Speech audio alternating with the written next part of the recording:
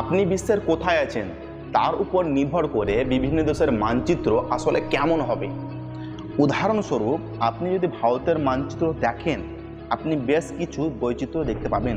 যেমন এটি হচ্ছে জাতিসংঘ অনুসারে ভারতের মানচিত্র, এবং এটি চীন অনুযায়ী ভারতের মানচিত্র, এবং এটি হচ্ছে পাকিস্তানের দৃষ্টিকোণ থেকে ভারতের মানচিত্র, এবং এটি ভারতের চোখে ভারতের মানচিত্র। আপনি জম্মু ও কাশ্মীর এবং অরুণাচল অঞ্চলে কিছু পার্থক্য দেখতে পাচ্ছেন। তো হাই বন্ধু, আমি রাজু।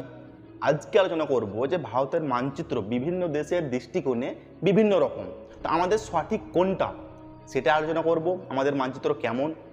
তো ভিডিও শুরু করার প্রথমে একটাই রিকোয়েস্ট, যদি ভিডিওটি ভালো লাগে তো অবশ্যই লাইক করবেন এবং চ্যানেলে নতুন হয়ে থাকলে চ্যানেলটি সাবস্ক্রাইব করতে ভুলবেন না। চলুন শুরু করি। এই জম্মু এবং কাশ্মীরকে নিয়ে, এই অঞ্চলটিকে নিয়ে কথা বলা বেশ জটিল, কেননা তিনটি ভিন্ন দেশে সবাই ভিন্নভাবে এটিকে নিজেদের দাবি করে।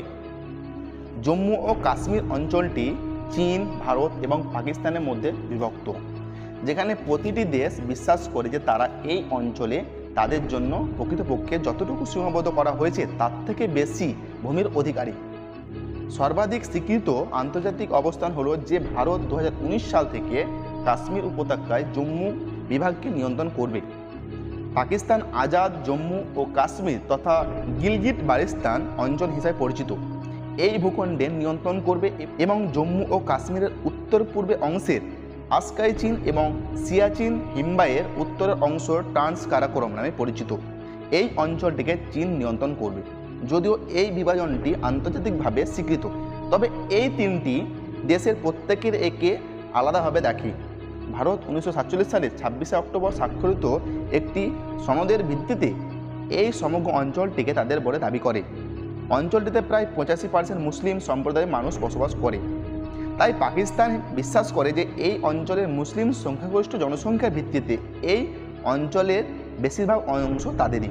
চীন এই জায়গার আরও প্রত্যন্ত অঞ্চলের মালিকানা দাবি করে, বিশেষ করে আসকাই চীন এবং ট্রান্স কারাকোরম আরেকটি অঞ্চল নিয়ে চীন এবং ভারত একমত হতে পারে না, এবং যেটা কিনা অরুণাচল প্রদেশ নামে পরিচিত। জম্মু ও কাশ্মীর অঞ্চলের মতো আন্তর্জাতিক সম্প্রদায়ের অধিকাংশই স্বীকার করে যে অরুণাচল প্রদেশের বিশাল সংখ্যাগরিষ্ঠ অংশ ভারতের অন্তর্গত, যেখানে চীন এবং তার মিত্ররা অনেকাংশই দ্বিমত পোষণ করে। চীন অরুণাচল প্রদেশকে দক্ষিণ তিব্বত হিসাবে উল্লেখ করে এবং এটিকে তিব্বত স্বায়ত্তশাসিত অঞ্চল হিসাবে দাবি করে। 60 দশক থেকে চীন অরুণাচলে নিজেদের ভূখণ্ড দাবি করে আসছে। মার্কিন যুক্তরাষ্ট্র এবং ভারতের অন্যান্য অনেক মিত্র 2024 সালে এগিয়ে এসেছে অরুণাচল প্রদেশকে ভারতের অংশ হিসাবে স্বীকৃতির বিষয়টি নিশ্চিত করেছে, যার জন্য চীন তীব্র নিন্দা জানিয়েছেন। অরুণাচলকে নিয়ে ভারত চীনের প্রথম সহিংসতা হয় 1962 সালে। 58 বছর পর আবার এই অঞ্চলটিতে সাম্প্রদায়িক বছরগুলিতে সহিংস প্রমাণিত হয়েছে, যেখানে 2020 সালে সহিংসতা বাড়ার ফলে 20 জন ভারতীয় সৈন্য এবং 4 জন চীনা সৈন্য নিহত হয়েছে। তো আজকে ভিডিও এতটাই। ভিডিও যদি ভালো লেগে থাকে তো অবশ্যই লাইক করবে এবং চ্যানেল সাবস্ক্রাইব করতে ভুলবেন না।